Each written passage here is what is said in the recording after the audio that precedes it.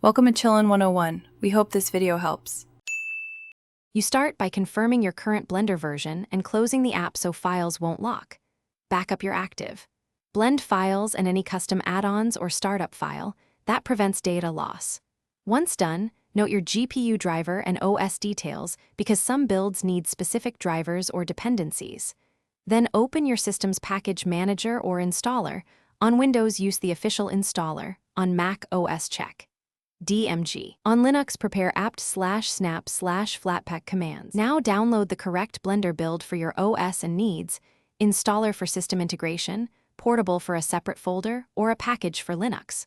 Once downloaded, run the installer as admin to update system paths, or extract the portable zip to a versioned folder so you can revert if needed.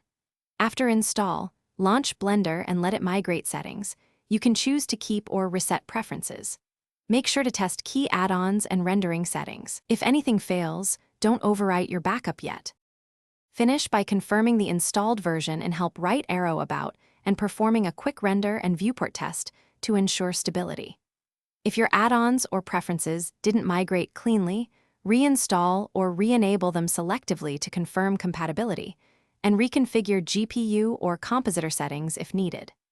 If Blender crashes or behaves oddly, reset preferences from the splash screen, check the system console for errors, and if necessary, reinstall the previous build from your backup or portable folder.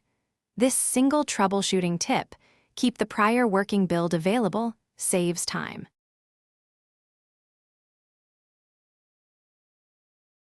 Thanks for watching. Consider subscribing if we helped you.